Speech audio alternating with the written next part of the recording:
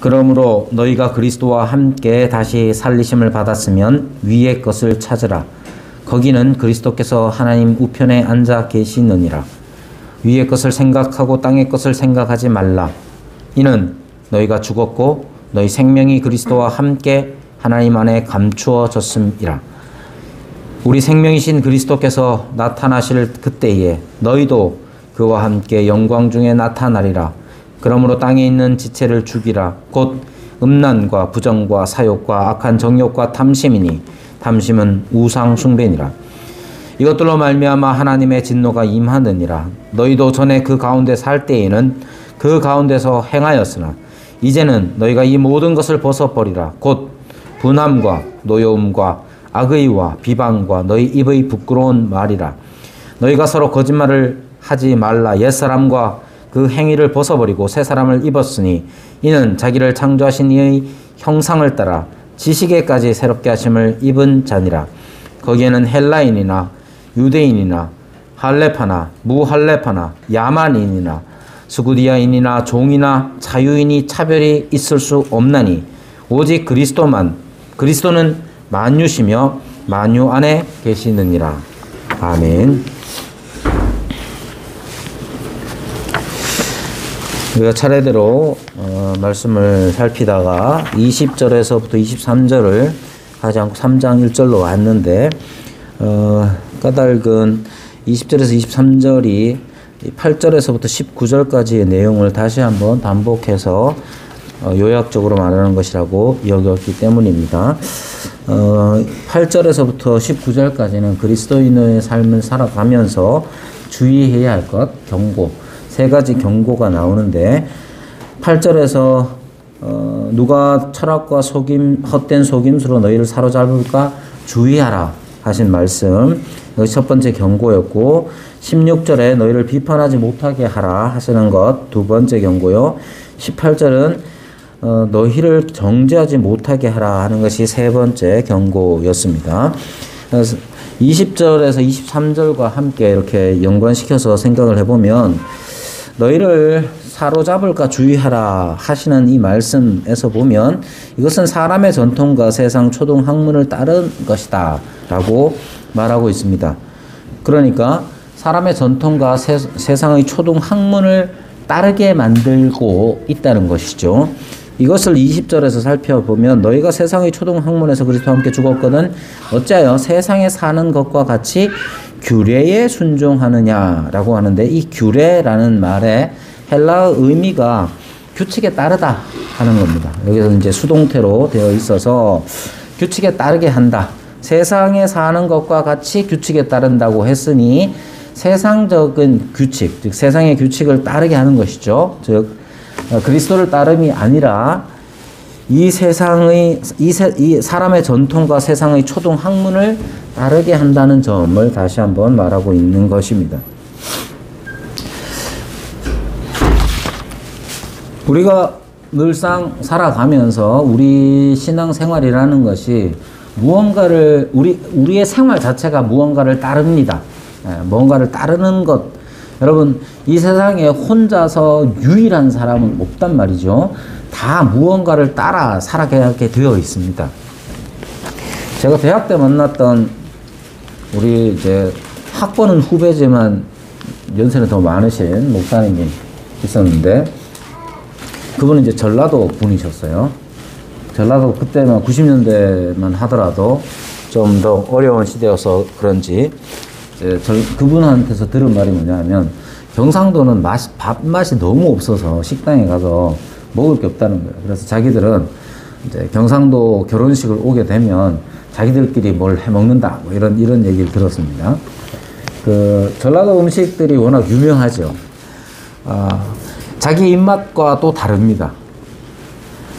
경상도 사람들은 맵고 짜고 이런 걸 많이 좋아하는 것 같은데 전라도 분들은 뭐 좀 더 달게 드시는 것 같더라고요. 여러분 뭐 이런 말이 전라도냐 경상도냐를 이야기하고자 함이 아니라 사람들은 자기가 독창적으로 뭔가를 하는 것처럼 보이지만 대부분 무언가를 따를 수밖에 없는 거예요. 자, 영적인 부분에 있어서도 마찬가지입니다. 우리가 신앙생활을 한다, 교회 생활을 한다, 교회를 다닌다, 예수님을 믿는다. 그런 말을 우리가 표현한다고 해서 다 예수 그리스도를 따르는 것이냐? 그렇지 않을 수 있습니다. 이 점을 8절에서도 얘기하고 20절에도 다시 얘기합니다. 또 16절에 보면 그러므로 먹고 마시는 것과 절기나 초하루나 안식일을 이유로 누구든지 너희를 비판하지 못하게 하라. 이렇게 말하는데 여기에 핵심은 뭐냐면 먹고 마시는 것, 절기나 초하루나 안식일 자체가 17절에 말하는 것은 이것은 장래일의 그림자로서 몸은 그리스도의 것이니라 하는 것을 보면 이게 어떤 의미냐면 사람들이 하나님께서는 그리스도를 우리에게 보내시기까지 그리스도를 짐작할 만한 것, 즉 이 표현대로 하자면 그림자에 해당되는 것들을 이스라엘을 통하여서 주셨습니다. 제사, 율법 안에서도 먹고 마시는 일에 관한 것이 있죠. 절기와 초하루와 안식일에 관한 것들이 율법에 있죠. 그걸 하나님이 왜 주셨습니까? 그것은 그리스도를 나타내는 것이었고 결국 지금 우리의 편에서 보자면 그리스도의 그림자에 불과했던 것이죠. 그러나 사람들은 그것을 끝까지 놓지 않고 이미 그리스도께서 우리에게 오셨음에도 불구하고 그림자를 붙잡고 살아가는 사람들이 여전히 그때 당시에도 있었던 것이죠. 그래서 그렇게 하지 말라고 말합니다. 여기에 비판하지 못하게 하라는 건 그들로 하여금 잘못된 판단을 내리지 못하도록 해야 하는 거예요. 그러려면 어떻게 해야 됩니까? 우리가 먹고 마시고 절기와 초하루와 안식일 이런 모든 행위들이 우리에게서 지금도 없어지지 않습니다. 지금도 우리는 그리스도를 믿는 믿음 때문에 무엇을 먹느냐 무엇을 마시느냐 절기와 안식일 초하루에 관한 것들을 우리도 행하고 있단 말이에요. 그런데 우리의 이런 행위들이 그림자를 붙잡는 것인지 아니면 그리스도를 붙잡는 것인지 그림자를 나타내는 것인지 그리스도를 나타내는 것인지 드러내는 것인지를 분명히 해야 합니다. 지난주에도 말씀드렸지만 여러분이 주일날 11시에 시간 맞춰서 여기 오는 거 그게 뭘 드러내는 겁니까? 종교 행위를 드러내는 거로 끝납니까? 우리는 기독교인이니까 주일날 11시에 일요일 11시에 예배당에 가고 불교도들은 4월 초파일에 절에 가고 그 똑같은 어떤 행위, 종교적 행위만을 드러내는 것이라면 그것은 그림자에 해당되는 것이고 그것은 몸인 그리스도를 드러내는 게 아닌 게 되는 것이죠. 언제나 주의해야 돼요. 22절에는 사람의 명령과 가르침을 따르느냐라고 말합니다. 18절에는 아무도 꾸며낸 겸손과 천사 숭배를 이유로 너희를 정죄하지 못하게 하라 이렇게 말합니다. 그리고 이 꾸며낸 겸손과 천사 숭배의 참된 의미, 핵심이 어디 있느냐면 19절에 말하는 것처럼 머리를 붙들지 아니하는지라 온 몸이 머리로 말미암아 마디와 힘줄로 공급함을 받고 연합하여 하나님이 자라게 하심으로 자라느니라. 그러니까 꾸며낸 겸손과 천사 숭배는 하나님께서 몸을 자라게 하시는 것에 반하는 것이라는 뜻이죠. 23절에는 이런 것들은 자의적 숭배와 겸손과 몸을 괴롭게 하는 데에는 지혜 있는 모양이나 오직 육체에 따르는 것을 금하는 데는 조금도 유익이 없느니라. 여기 육체라는 말은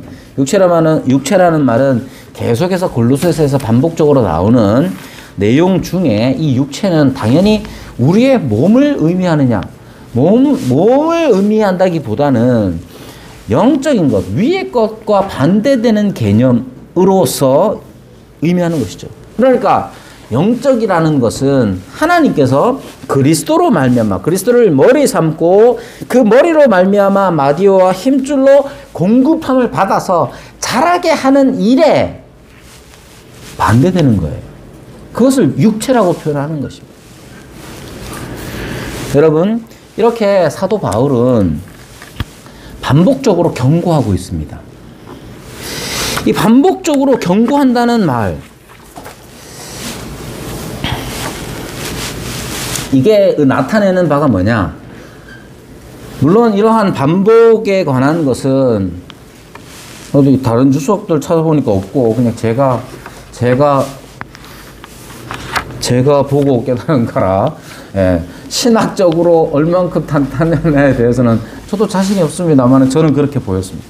아무튼 이렇게 반복적으로 그리스도인들을 향하여서 교회를 향하여 경고하시는 까닭, 아니 이렇게 반복적으로 경고하는 것 자체가 담고 있는 의미가 뭐냐? 여러분, 그리스도인으로 사는 게 쉽지 않습니다. 녹록지 않습니다. 그리스도인으로 산다는 것은 녹록지 않다는 걸 기억해야 합니다. 제가 아이를 여러 키우잖아요. 물론 제가 키운다고 하면 아내가 얼마나 키웠다고 그렇게 말할지도 모르지만 어쨌든 보십시오. 오랜만에 만나는 저보다 이제 연세가 많으신 어른들은 그렇게 말합니다. 아이고, 다 컸네. 이제 벌써 대학 가나. 그러면서 덧붙여서 그래, 아들은 낳아놓으면 그냥 지절로 큰다. 이렇게 얘기한단 말이에요. 네. 그 말을 들으면 양가감정처럼 두 가지가 다 떠오릅니다. 뭐냐? 맞는 말씀 같아요. 생각해보니 언제 이렇게 커가지고 대학도 가고, 언제 이렇게 컸나? 난 별로 한 게 없는 것 같은데 그런 생각도 들기도 합니다. 그러나 지금 규빈이를 안고 고생하는 한지호 집사님의 모습을 보면 우리도 참 어려웠구나, 힘들었구나 하는 생각을 한단 말이에요.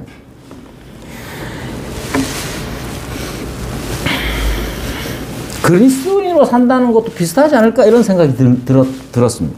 왜냐? 많은 사람들이 그리스도인이 어떻게 되냐 하면 우리는 당연히 믿음으로 됩니다 라고 말합니다. 그리스도인은 어떻게 되냐? 그리스도를 믿는 믿음으로 그리스도인이 된다고 해요. 이것만큼 세상 편하고 세상 쉬워 보이는 게 없는 것처럼 보인단 말이에요. 여러분, 그리스도인은 어떻게 됩니까? 헌금 많이 하면 됩니까? 아니면 믿음으로 됩니까? 이거는 너무 유치한 질문이잖아요. 그리스도인이 된다는 건 출석도장 1000번 찍으면 그리스도인이 되는 겁니까? 믿음으로 되는 겁니까? 출석도장 1000번 찍는 것보다 믿음으로 되는 게 더 쉬워 보여요. 저희 어머님은 교회를 열심히 다니셨는데 우리 어머니랑 똑같이 생기신 우리 이모님은 절에를 열심히 다녔어요. 정말 오랜만에 커서는 처음으로 이모님 댁에 갔더니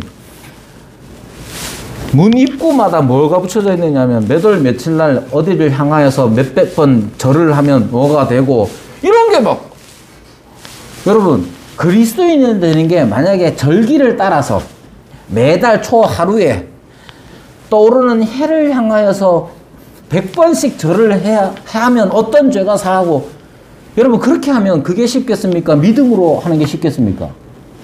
다 그냥 아무것도 안 하고 믿기만 하면 된다니까 믿음으로 그리스도인이 된다는 게 아주 쉬운 것처럼 생각합니다.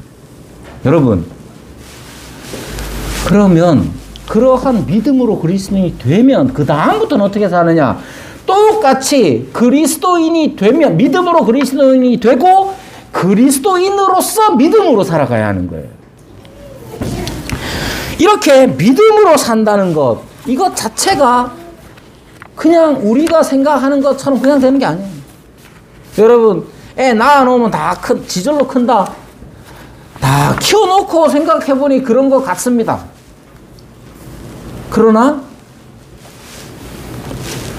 애를 키우는 게 얼마나 힘든 일인지 엄마들이 훨씬 더 잘 알죠. 그래서 요즘 사람들 개는 2-3마리 키워도 사람은 2-3 안 넣고 안 낳습니다. 그리스도인이 되는 것 말처럼 쉬우냐? 한편으로 생각하면 우리가 믿음을 고백하면 우리는 그리스도인이라고 할 수 있습니다. 사람은 믿음의 고백만 가지고 판단합니다. 여기 누가 와서 저는 예수님을 믿습니다라고 공적으로 고백하면 저는 그 사람이 그리스도인이라고 저는 받아들이고 우리 교회는 그를 그리스도인으로서 함께 해 나갈 겁니다.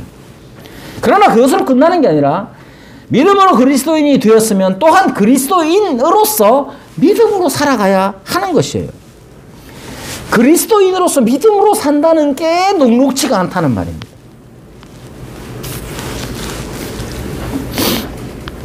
그러면 이 세상 살아가면서 쉬운 일은 뭐냐? 그냥 세상의 규칙을 따라서 사는 게 더 쉽습니다. 그렇지 않습니까? 남들 하는 대로, 남들 사는 대로 그렇게 세상의 규칙을 따라서 순응하며 사는 게 더 쉬워 보입니다. 그렇잖아요. 여러분, 내가 무엇을 두 번째 경고의 말씀을 통해서 여러분들 함께 말씀을 나눈 것처럼 우리 모두는 어떤 의례에 참여하는 자란 말이에요. 우리 모두는 다 루틴이라고 할 만한 것 혹은 리추얼이라고 할 만한 것들을 다 가지고 있어요. 우리가 세상을 사는데 어떻게 사는 게 올바른 것이고 세상을 사는데 어떻게 살아가야 하느냐 하는 어떤 방식들을, 나름의 방식들을 다 가지고 있잖아요. 생각해 보세요. 그건 자기의 어떤 지향점을 드러냅니다. 내가 무엇을 좋아하고 내가 그래서 뭐가 되고 싶고 자기가 원하는 바, 내가 갖고 살아가는 헬스 트레이너가 갑자기 눈에 보여가지고 여러분 알통을 키우려면 잘 모르지만 어떤 부위의 근육을 키우려면 반복적인 어떤 것들이 있어야 되잖아요. 예를 들면 아령을 가지고 한쪽 팔로만 계속 하면 한쪽 팔 근육이 커지는 거잖아요. 여러분 우리가 어떤 행위들을 해 나갈 때에 어떤 의례들, 어떤 리추얼이라는 게 우리에게 있는데, 습관 같은 것들이 우리에게 있는데 그건 뭔가를 만들어냅니다. 그런데 처음서부터 이 세상 살아가는 모든 사람들은 각자의 어떤 리추얼을 가지고 살아가면서 각자의 것들을 각자의 추구하는 바를 이루어내게 마련이에요. 가끔 그러잖아요. 애들이 자꾸 책은 안 보고 유튜브만 보고 있어. 그럼 뭐라 합니까? 니 그러다가 큰일 난다, 큰일 난다. 그렇게 말하잖아요. 여러분 생각해 보세요. 우리가 어떤 행위들, 반복되는 행위들이 그리스도를 드러나게 해야 한다고 제가 16절을 설교하면서 말씀드렸습니다. 우리가 행위들, 먹고 마시고 절기와 초하루와 안식일, 이 모든 것들이 몸인 그리스도를 드러내게 하는 일이 쉽겠습니까? 그렇지 않아요. 교회를 다닌다고 쉽게 되느냐? 그렇지 않습니다. 이 모든 것들은 우리가 분명한 인식을 가지고 우리의 진정한 믿음을 가지고 해 나가야 되는 것들이란 말입니다. 그러니까 아무 생각 없이 교회를 다니는 것도 교회 예배에 출석하는 것도 아무 생각이 없이 있으면 그러면 그게 행위적으로 겉모양으로 봤을 때는 뭔가 믿음으로 사는 것처럼 보이지만 실질적으로 아무런 열매가 없지 않습니까? 예배당에 수십 년을 다녀도 아무런 그리스도를 나타냄이 없는 까닭은 뭐냐면 그냥 행위적으로 예배당이라는 데를 다녔을 뿐이죠. 우리의 행위가 먹고 마시고 절기와 초하루와 안식일이 우리가 무엇을 드러내는 일인지를 아무런 고민도 없이 다니는 경우가 얼마나 많은지 몰라요. 그러니까 여러분 정신을 차리고 좀 더 의식을 가지고, 여기에 의식이라는 것은 교회로서 우리의 믿음에 대한 인식을 분명히 가지고 있어야 합니다. 여러분 생각해 보십시오. 이렇게 얘기하면 부담스럽잖아요. 진짜 요즘 시대에 교회 나와주는 것만 해도 어딘데, 그런 마음이 들 수도 있을 것 아니에요. 여러분 생각을 하시면 우리가 그냥 세상에서 지금 이 시간에 사실은 많은 젊은 사람들이 지금 이 시간에 뭘 하느냐, 어제 밤 늦게까지 아마 손흥민, 남자들 경우 손흥민 축구를 봤을 테고, 어제 밤 늦게까지 친구들을 만나서 놀았을 거고, 그러니까 지금은 그냥 자는 거예요. 여러분 세상에서 사는 거 그거 좀 더 편하고 그럴 수 있습니다. 세상에서 살면서 세상 사람들이 사는 대로 사는 게 더 쉽고 편할 수 있습니다. 그런데 한 가지, 그렇게 살아가는 게 한 번씩 불편할 때가 있다는 사실이에요. 그냥 쉬울 것 같고 그냥 편할 것 같은데 주일날 예배 안 오고 하나님의 말씀에 대해서 고민 안 하고 그냥 세상 사람들이 사는 대로 그냥 살고 세상의 가치를 따라서 그냥 살면 편하고 쉬울 것 같은데 그게 마냥 편하거나 마냥 쉽게 여겨지지가 않는 어떤 불편함이 우리 안에 있는 거예요. 오늘 본문은 그거에 대해서 말하고 있는 겁니다. 여러분, 세상의 가치를 따라서 세상 사람들이 사는 대로 그렇게 살아갈 수 있을 것 같은데 그렇게 살아보면 불편한 게 우리에게 있어요. 여러분은 어떻습니까? 우리가 느끼는 불편함의 이유가 뭐냐? 20절에 말씀하시는 것처럼 너희가 세상의 초등학문에서, 여기에 세상의 초등학문이라는 것은 여러분 뭐 학사, 박사 과정에 있는 여기는 학사들이 대부분이고 그런 의미를 하는 게 아니라 세상의 기본적인 원리에 관한 겁니다. 초등학문이라는 것은 세상의 기본적인 원리에서 그리스도와 함께 죽었기 때문이라고 말하고 있습니다. 여러분, 그리스도와 함께 죽었다 하는 말은 두 가지 의미를 다 가지고 있습니다. 첫 번째로는 당연히 그리스도의 죽음을 의미하죠. 그리스도의 죽음이라는 건 우리와 상관없는 죽음이 아닙니다. 그리스도께서 죽으셨는데 우리가 하기 쉬운 표현으로 그리스도께서 왜 죽으셨느냐? 초등학교 때부터, 주일학교 때부터 배운 게 뭡니까? 그리스도께서 죽으신 건 나 때문입니다. 배웠잖아요? 즉, 그리스도의 죽음은 형벌대속의 죽음입니다. 형벌대속, 즉 우리를 대속하시기 위하여 우리의 죄값을 대신 치르신 형벌대속의 죽음을 죽으셨단 말입니다. 우리의 죄로 말미암은 죽음의 형벌을 그리스도가 담당하신 것이죠. 그때 그리스도가 죽으셨을 그때에 우리의 죄도 함께 형벌을 받아 죽은 거예요. 두 번째는 그리스도와 함께 죽었다는 이 두 번째는 세상에 대하여서다라고 성경은 가르칩니다. 세상에 대하여 너희가 죽었다. 그리스도와 함께 죽었다 그런 거예요. 이 말은 뭐냐면 세상에 대해서 살았다는 말은 뭐냐? 세상에 반응한다는 거예요. 세상에 반응한다는 거. 세상의 원리, 규칙, 가치들에 반응하고 사는 거예요. 그런 사람들은 세상에서 살아있는 자예요.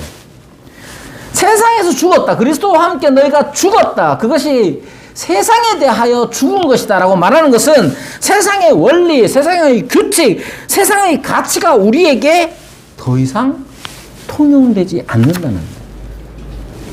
우리의 불편함은 어디서 오느냐? 우리의 불편함. 세상 사람들은 야, 뭐 그럴 수도 있지. 대충 넘어갈 수 있는데도 불구하고 우리 안에서 불편함이 생깁니다. 그게 바로 우리가 세상에 대하여 죽었다는 거예요. 그리스도와 함께 죽었다는 말의 의미가 그런 의미입니다.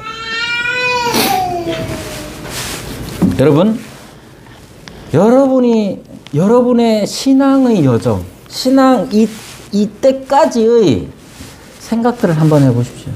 여러분들이 아마도 어쩌면 나는 모태신앙으로 평생 교회에서 그냥 교회를 다니며 살았으니까 교회 안 나가는 게 난 좀 불편해. 그렇게 생각할 수도 있죠. 평생을 몸에 밴 습관 때문에. 그럴 수도 있겠죠. 그건 말고 우리 안에 있는 더 심층적이고 원론적인 세상에 대한 불편함. 그게 어디서 왔느냐?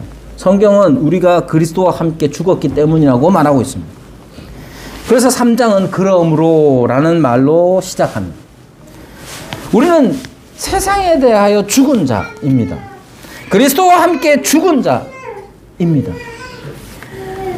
세상의 가치나 세상의 원리나 세상의 규칙을 따르는 것처럼 보이는데 심지어 그 규칙을 따를 때에도 그냥 마냥 즐겁지 않은 불편함이 우리에게 있는 거예요.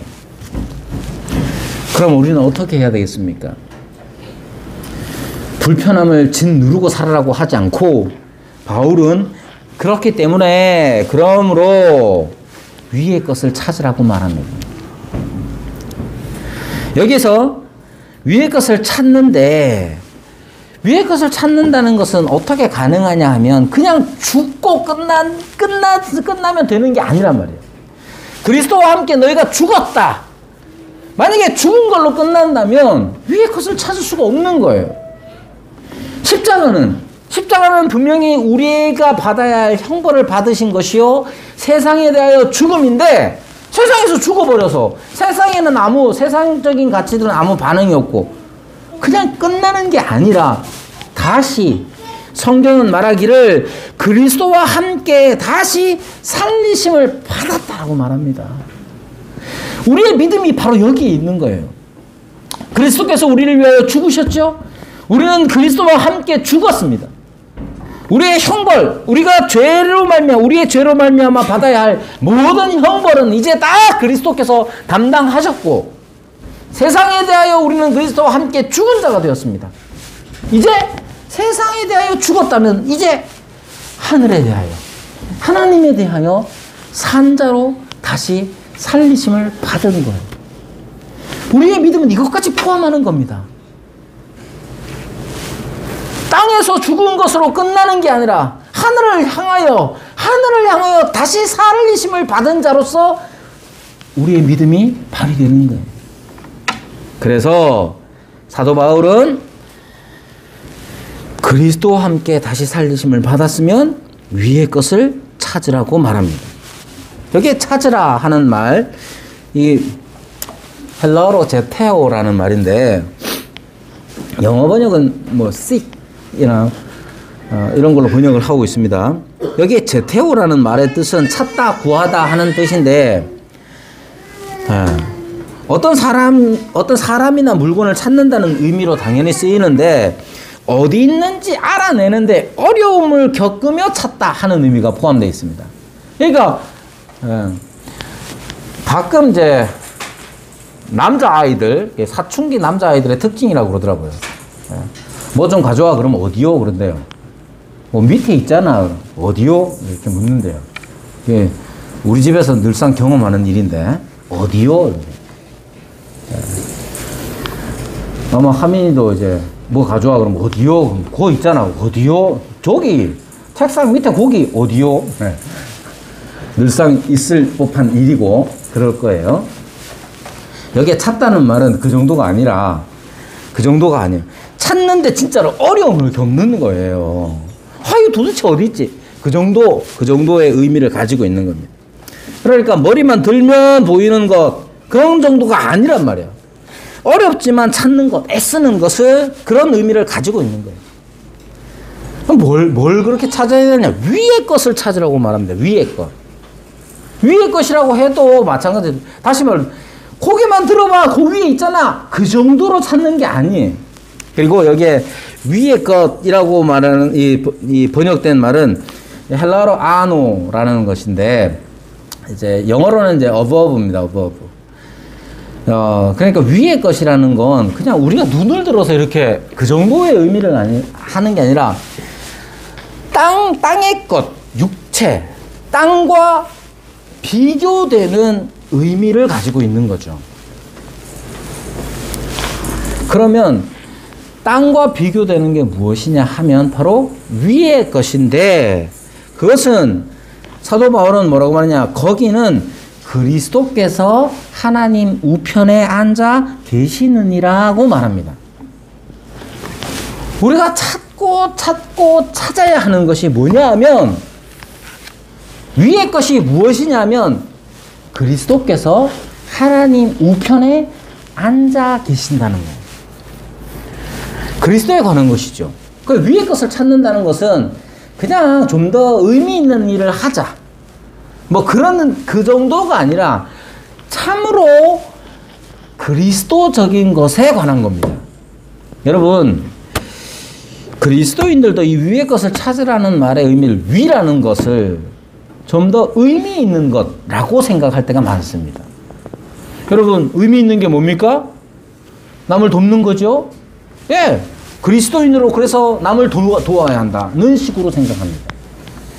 여러분, 남을 돕는 것, 윤리적으로 선한 일 자체가 다 위의 것에 해당되느냐? 그렇지 않습니다. 저는 그렇게 믿지 않습니다. 여러분, 유명한 말 중에 이런 거죠. 세상의 많은 자선병원들은 어떤 이유로 해서 생겨나게 됐느냐 하면 자기 과시가 제일 크다는 것입니다.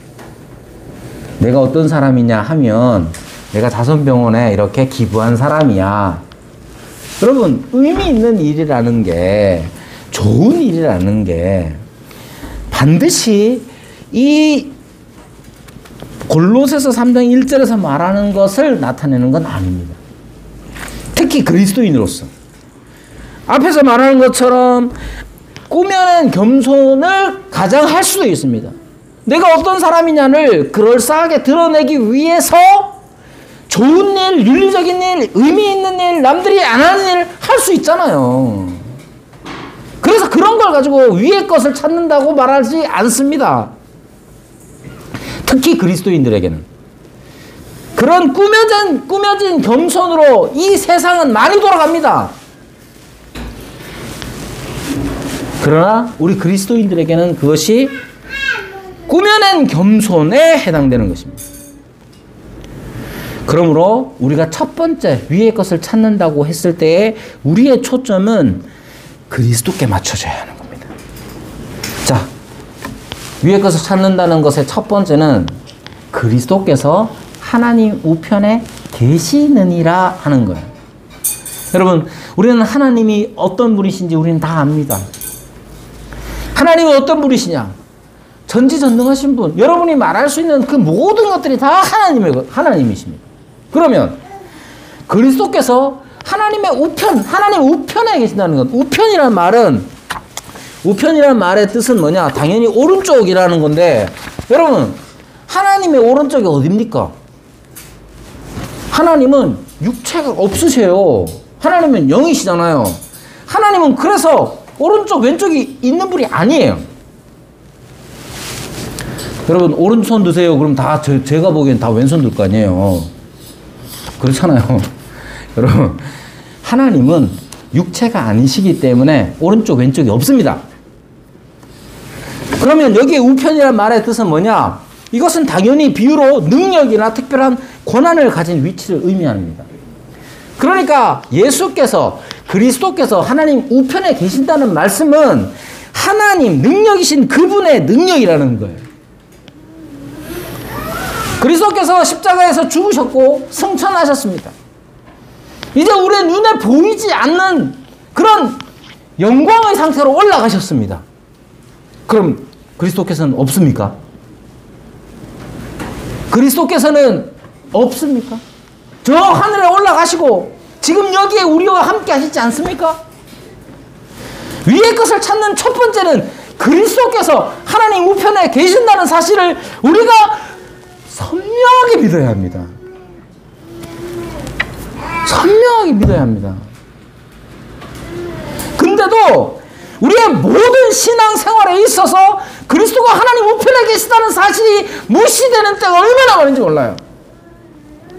교회 오는 거, 예배당 오는 거, 그리스도가 하나님 우편에 계시는 것과 무슨 상관이 있습니까? 아무런 상관이 없어. 그냥 습관을 쫓아서 오는 거. 그렇다면 무슨 의미가 있겠어요? 위의 것을 찾는 게 대단히 거창한 어떤 의미 있는 일을 하는 거, 그럴 수도 있죠.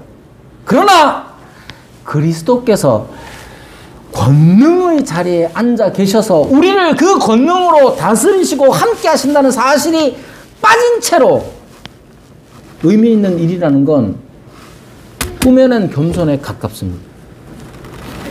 우리가 믿지 않는 사람이라면, 우리가 그리스도를 믿지 않는 사람이라면 상관이 없어요.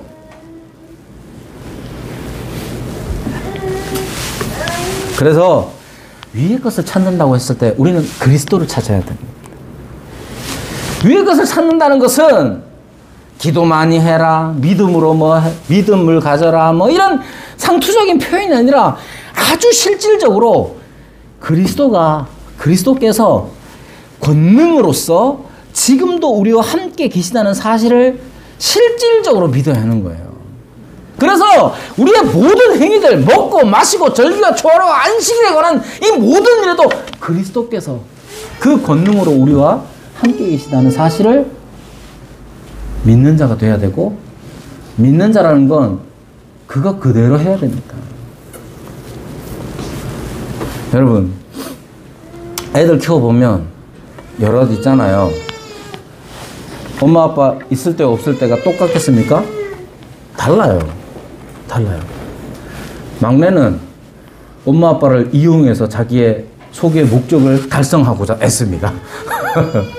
어제도 그것 때문에 이제 열받아가지고 그랬었는데. 여러분, 그렇잖아요. 엄마 아빠가 요즘 이제 큰 아들은 좀 컸다고 엄마 아빠가 있으나 없으나 지 성질 다 부립니다. 그럴 때 이제 부모는 더 짜증나고 화나는데. 예. 그렇잖아요. 여러분, 엄마 아빠가 계실 때에 하는 행동과 안 계실 때 하는 행동이 똑같지 않습니다. 그렇죠? 이건 아이들의 경우가 그래요. 여러분, 직장에서 사장님이 계실 때와 사장님이 계시지 않을 때 똑같지 않겠죠? 여러분, 우리의 모든 생활은 언제나 어디서나 그리스도께서 하나님 우편에 계신다는 사실에서 모든 것들이 결정되어야 됩니다. 그 위의 것을 찾는 거예요. 이거는 지금 우리의 형편, 우리의 수준을 따라서 달라요.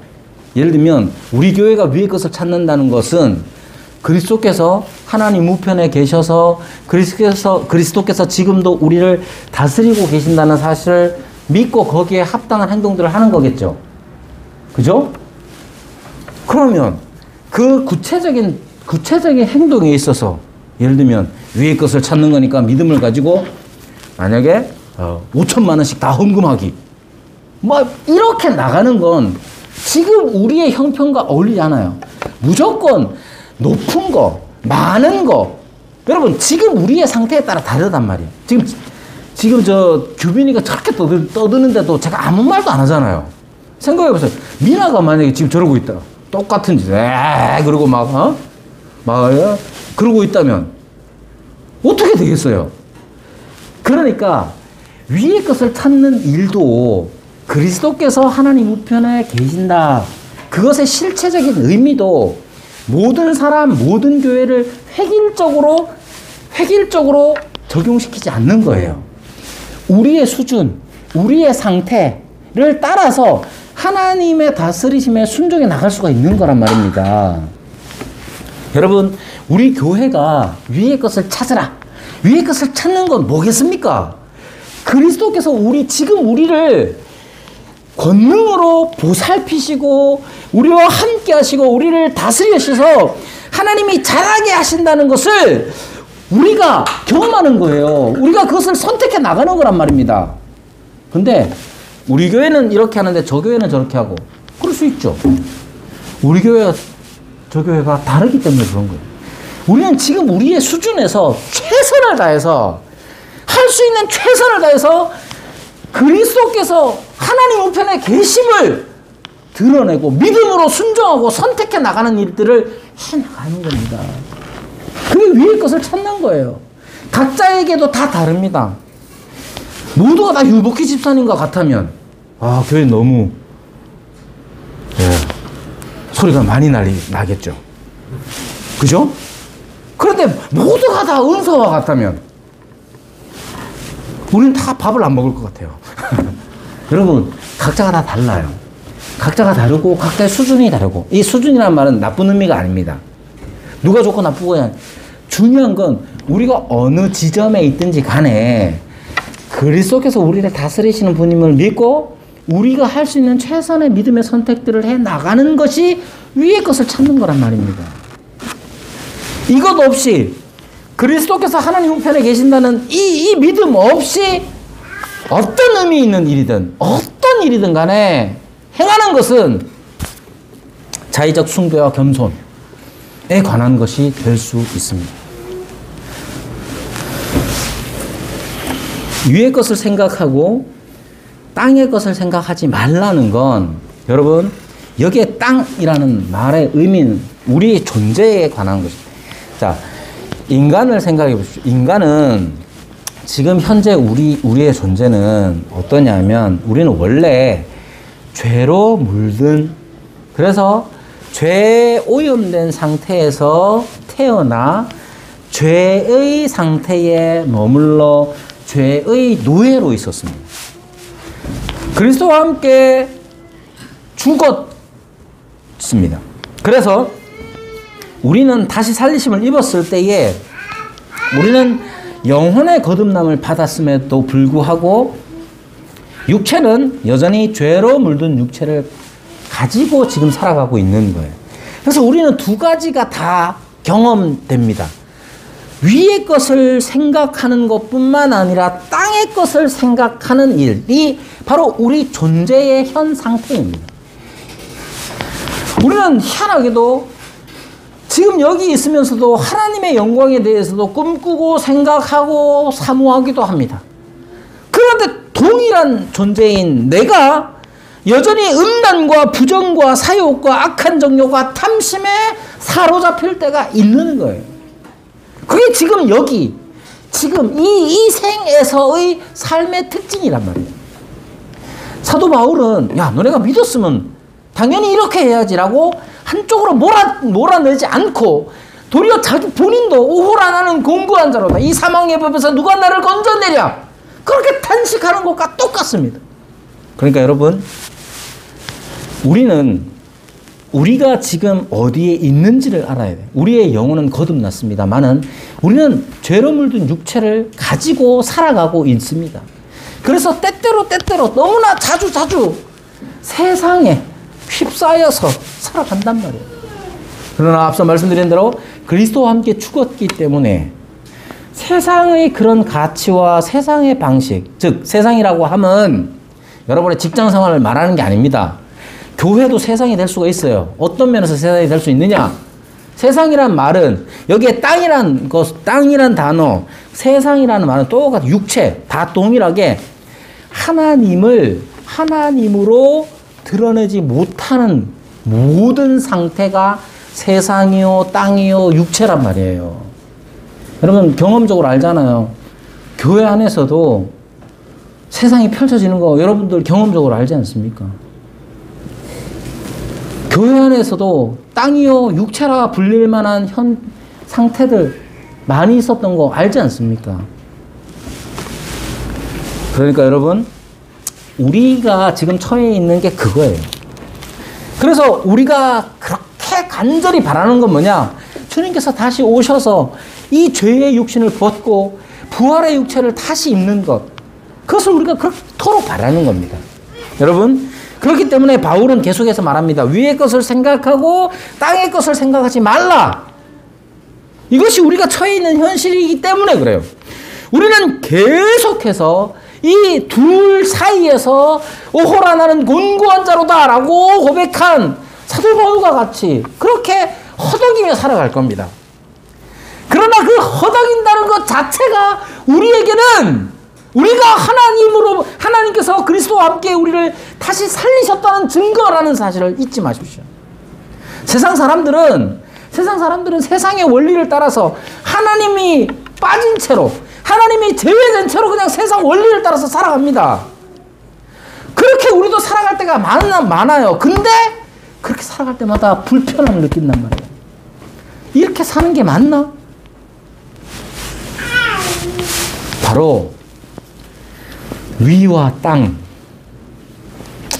위의 것을 생각하는 나, 그런 내가 또한 땅의 것도 생각되는 나, 그 자체가 우리가 거듭난 증거입니다.